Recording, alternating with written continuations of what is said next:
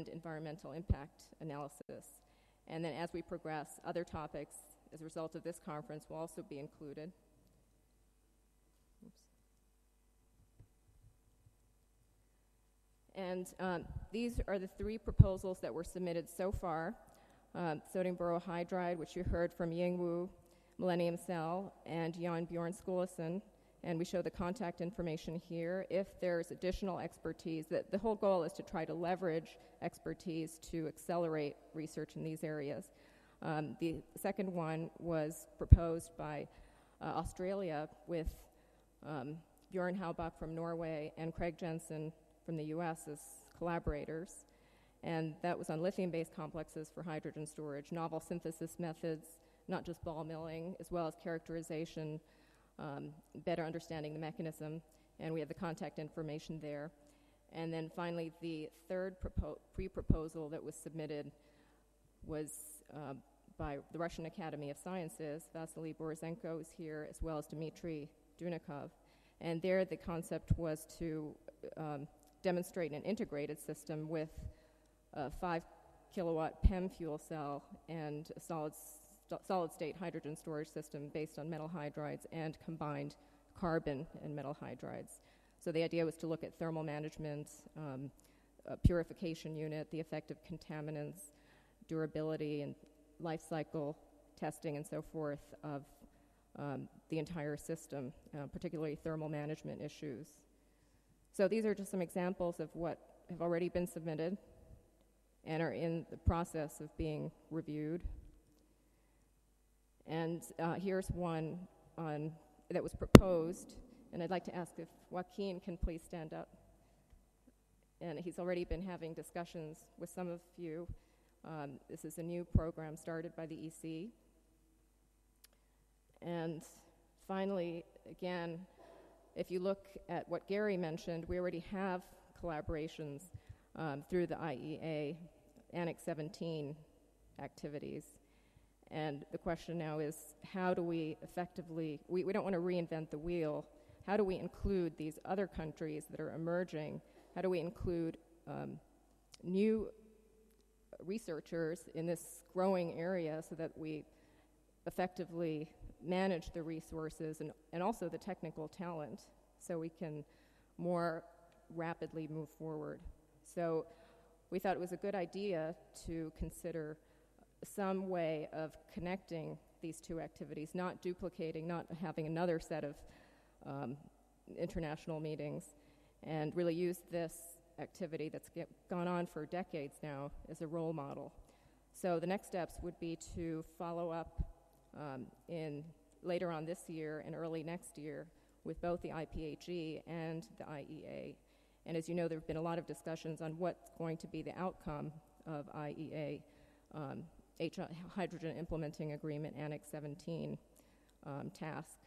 And so as that comes to a close, we'll be really looking at how we can most effectively proceed.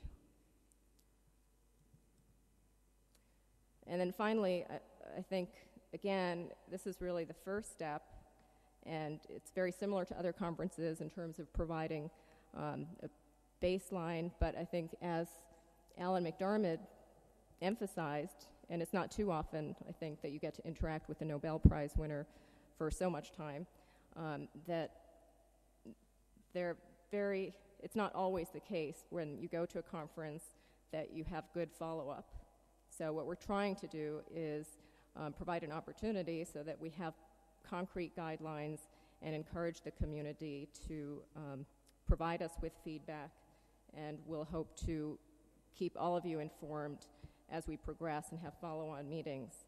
And then finally, I'd also like to ask that, as we already said, it's not mandatory to submit your presentations. We will be posting PDF versions for those of you who have provided them to us, but we do welcome it. If you have not already provided your poster slides, we'd also ask, if you don't mind, I think the participants would appreciate knowing about your work and potentially having the ability to form collaborations or contact you, and if you could provide those poster slides to us as well. And then finally, one of the specific outputs that we had hoped for, especially because there are so many newcomers to the field, is if you look in your package, there was a a two-sided technical survey form, and the output was going to be a matrix, if you will, of researchers, the specific areas they're working on, and what their expertise was. So it would be more, it would be easier to identify gaps, any barriers, and then for all of you to be able to identify where you might want to partner as the community grows. So we'd like to ask if you could please fill out the survey, either pass it up to the front or leave it at the registration desk. And again, all of this information will be available on the website. And finally, I would really like to thank the other organizers. I think it's been challenging because, as I said, and as Mark explained, IPHE really is in its infancy. But I really think that what makes a good conference is the technical experts. So I'd really like to thank all of you for your participation.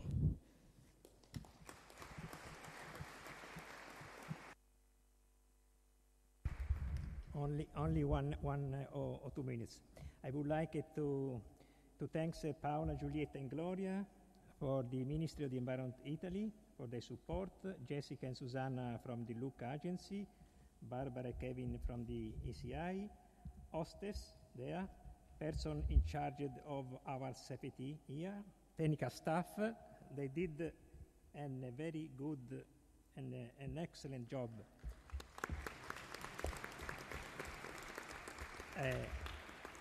I would like to thank the co-chairs, Sunita, Stanislav, and Mark, the program committee, Yakin, Gary, Eileen, Boris, Nobuhiro, Dina, Roland, the advisory committee. I cannot mention anybody one by one, but for sure I would like to thank all of you. And really, I cannot mention you by name, but you would have deserved it. My last comment is that somebody yesterday or Monday put a very clever question. What to do not to be the next week the way we were last week?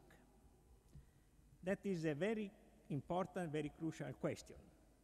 What the answer, I don't know, but what I can promise to you is that Stanislav, Mark, Sunita, and I will report to the IPHE Steering Committee meeting at the next Kyoto meeting 14-15 of September that will say to them, remember, you, IPHE delegate, representative of 16 governments, have a unique chance because you have the best available in the world on this specific matter of storage.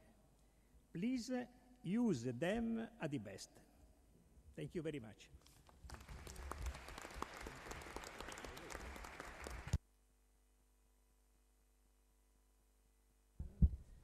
The bus is ready to leave. Please hurry up.